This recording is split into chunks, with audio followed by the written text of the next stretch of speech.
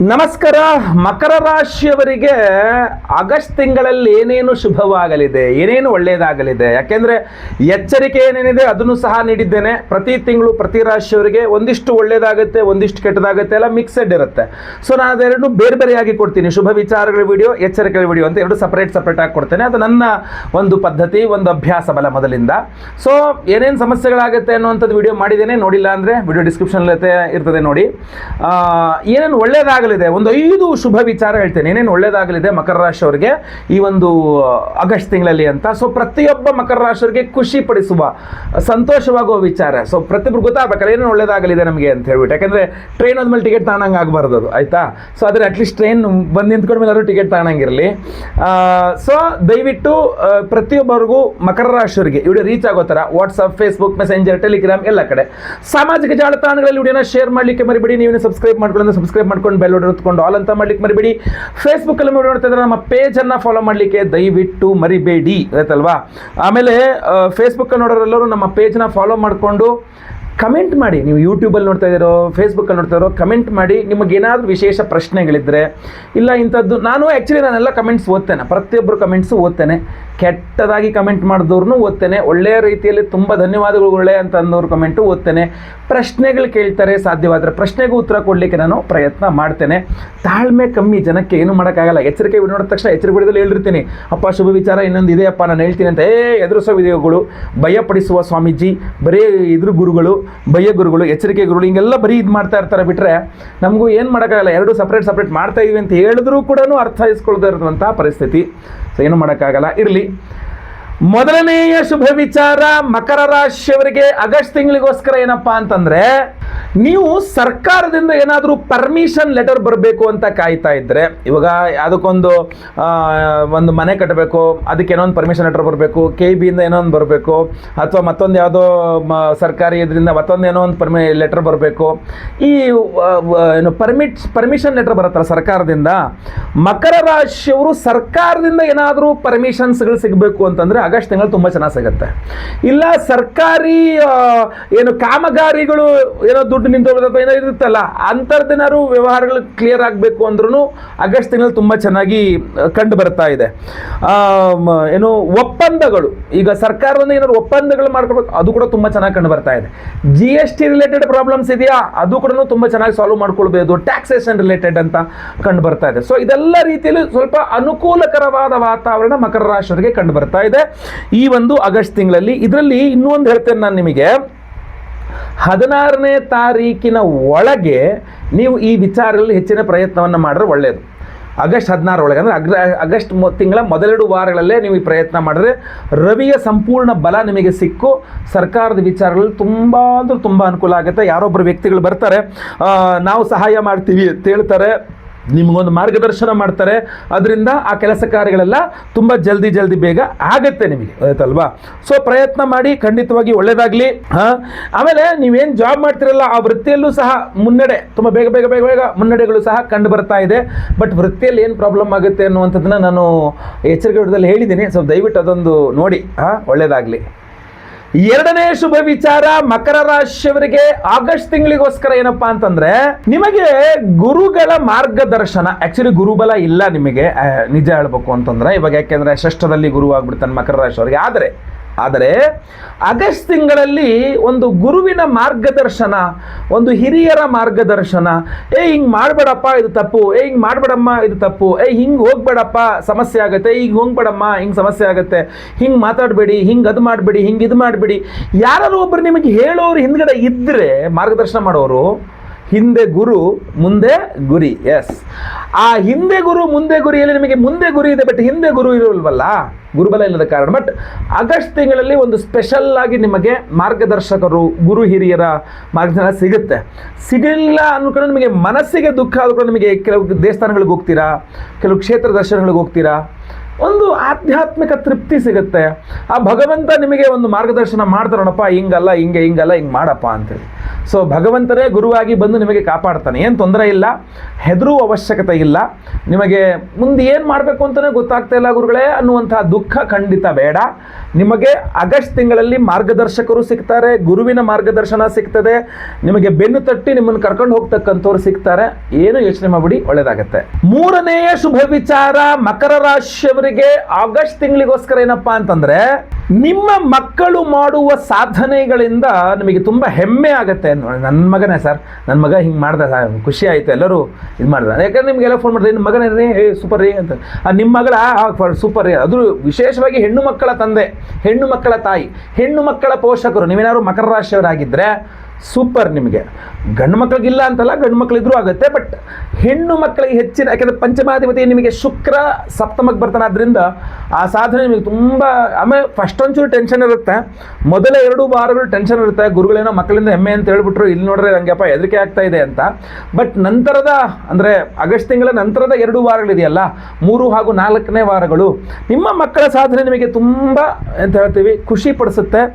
ಮೊದಲು ಟೆನ್ಷನ್, ಮೊದಲ 2 ವಾರಗಳು ಟೆನ್ಷನ್, ಬಿ ಪಿ ಜಾಸ್ತಿ ಮಾಡ್ಬಿಡ್ತದೇನೋ, ಏನು ಹಿಂಗಾಡ್ತದೆ ಇವರು ಅಂತ. ಬಟ್ 3 ಹಾಗೂ 4ನೇ ವಾರಗಳು ತುಂಬ ಚೆನ್ನಾಗಿ ಇದಾಗುತ್ತೆ. ಆಮೇಲೆ ನೀವೇ ವಿದ್ಯಾರ್ಥಿಗಳು ಅಥವಾ ನಿಮ್ಮಲ್ಲಿ ಏನಾದ್ರು ಇದ್ದಿದ್ರೆ, ಬರವಣಿಗೆ ಇದ್ದರೆ, ಆ ಬರವಣಿಗೆ ತುಂಬ ಚೆನ್ನಾಗಿರ್ತಕ್ಕಂಥ ಮಕರ ರಾಶಿಯವ್ರನ್ನ ಗುರುತಿಸಲಾಗುತ್ತೆ. ನಿಮ್ಮ ಬರವಣಿಗೆ ಇತರರಿಗೆಲ್ಲರಿಗೂ ಗೊತ್ತಾಗುತ್ತೆ, ಓ ಒಳ್ಳೆ ಟ್ಯಾಲೆಂಟ್ ಇದೆ ರೀ, ತುಂಬ ಚೆನ್ನಾಗಿ ಬರೀತಾರೆ ಇವರು ಅಂತ.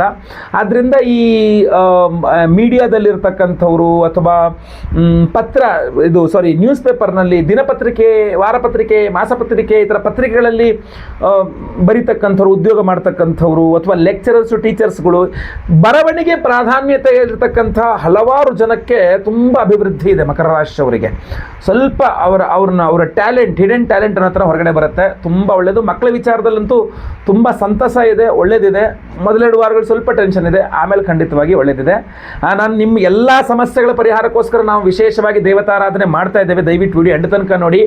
ಎಂಡಲ್ಲಿ ಅದ್ಭುತವಾದ ವಿಶೇಷವಾದ ಹೋಮಗಳು, ವಿಶೇಷವಾದ ದೇವತಾರಾಧನೆ, ವಿಶೇಷವಾದ ಪ್ರಸಾದ, ಅಂಗಾರಮಣಿ ಅಂತ ಒಂದು ವಿಶೇಷವಾದ ಮಣಿ ಎಲ್ಲ ಕೊಡ್ತಾ ಇದ್ದೀವಿ. ದಯವಿಟ್ಟು ವಿಡಿಯೋ ಎಂಡ್ ತನಕ ನೋಡಿ, ಎಂಡಲ್ಲಿ ತುಂಬ ಚೆನ್ನಾಗಿದೆ. 4ನೇ ಶುಭ ವಿಚಾರ ಮಕರ ರಾಶಿಯವರಿಗೆ ಆಗಸ್ಟ್ ತಿಂಗಳಿಗೋಸ್ಕರ ಏನಪ್ಪ ಅಂತಂದರೆ, ಈ ಪೂರ್ವಿಕರ ಆಸ್ತಿ ಅಥವಾ ಎಂತ ಹೇಳ್ತೀವಿ, ಪೂರ್ವಿಕರ ಜಮೀನು, ಈ ಪೂರ್ವಿಕರದ ಪಿತ್ರಾರ್ಜಿತ ಅಂತೀವಲ್ಲ, ಸೊ ಆ ವಿಚಾರವಾಗಿ ಒಂದು ಸ್ವಲ್ಪ ಅನುಕೂಲದ ವಾತಾವರಣಗಳು ಸ್ವಲ್ಪ ಕಂಡು ಬರ್ತಾ ಇದೆ. ಶುಕ್ರನು ನಿಮಗೆ ಅನುಕೂಲಕರವಾಗಿದ್ದಾನೆ, ಕುಜಾನು ಒಂದು ಸ್ವಲ್ಪ ಅನುಕೂಲಕರವಾಗಿದ್ದಾನೆ. ಸೊ ಭಾಗ್ಯಸ್ಥಾನದಲ್ಲಾದ್ರಿಂದ ಪಿತ್ರಾರ್ಜಿತ ಆಸ್ತಿ, ಅದರಲ್ಲೂ ಸಹ ಭೂಮಿ ಆದರೂ ಓಕೆ.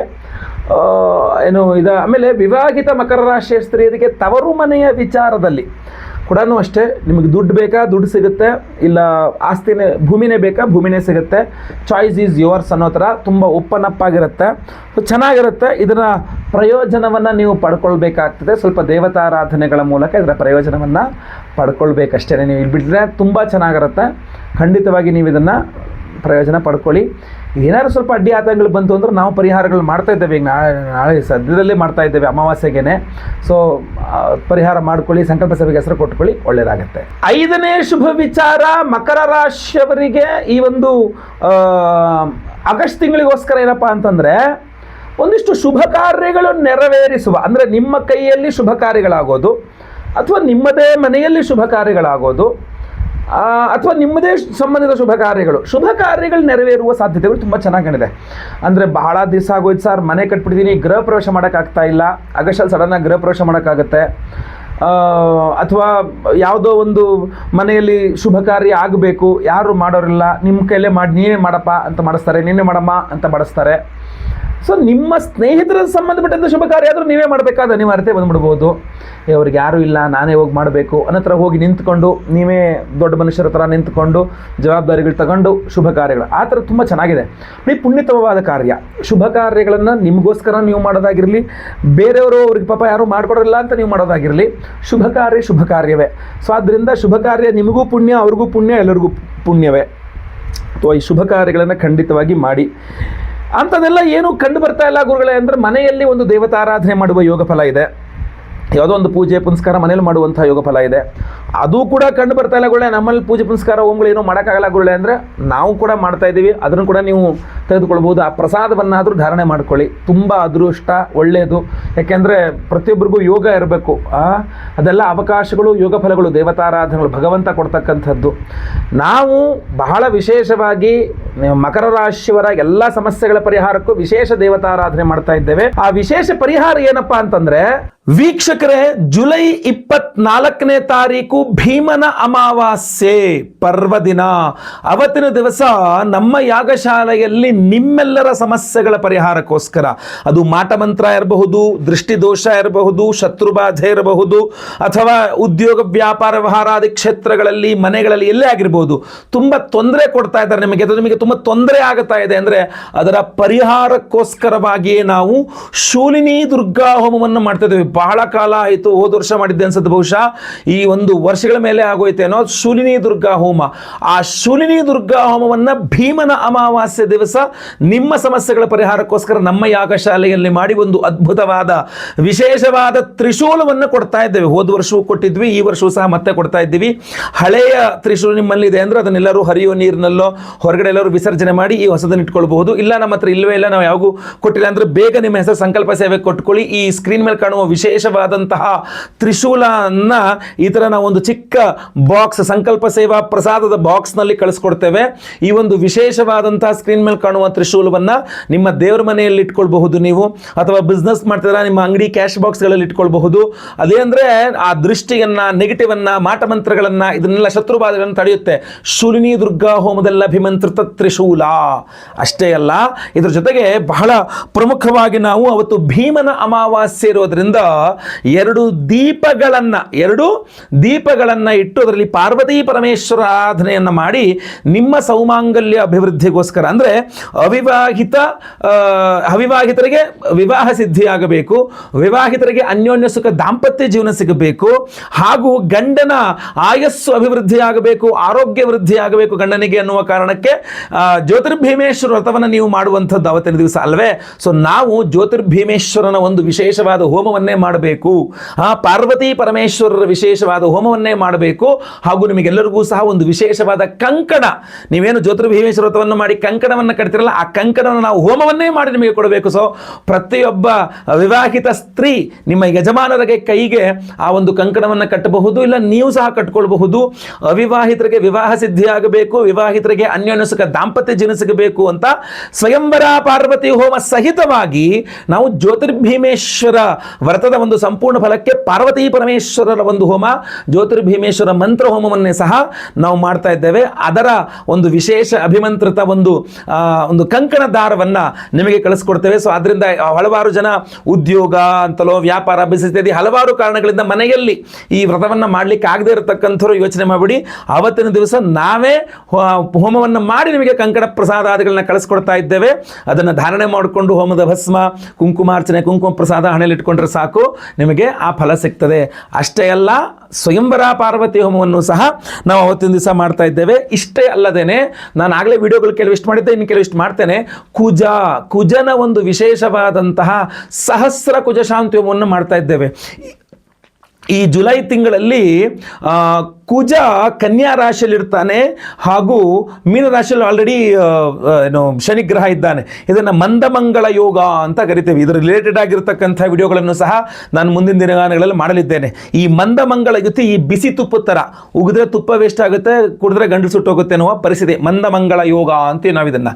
ಸೊ ಇದಕ್ಕೋಸ್ಕರ ವಿಶೇಷವಾಗಿ ಸಹಸ್ರ ಕುಜ ಶಾಂತಿ, 1008 ಸಂಖ್ಯೆಯಲ್ಲಿ ಕುಜಗ್ರಹಕ್ಕೆ ಶಾಂತಿ ಹೋಮವನ್ನು ಮಾಡಿ ನಿಮ್ಮೆಲ್ಲರ ಕುಜದೋಷಗಳು ಪರಿಹಾರವಾಗಬೇಕು, ವಿಶೇಷವಾಗಿ ನಿಮಗೆ ಆ ಕುಜನ ಅನುಗ್ರಹ ಸಿಗಬೇಕು ಅನ್ನುವಂತಹ ಕಾರಣಕ್ಕೋಸ್ಕರ 1008 ಸಂಖ್ಯೆಯಲ್ಲಿ ಕುಜಗ್ರಹಿ ಹೋಮವನ್ನು ಮಾಡಿ ನಿಮಗೆ ಆ ಅಂಗಾರಮಣಿ ಅನ್ನುವಂಥ ಒಂದು ಮಣಿಯನ್ನು ಸಹ ಕಳಿಸ್ಕೊಡ್ತಾ ಇದ್ದೇವೆ.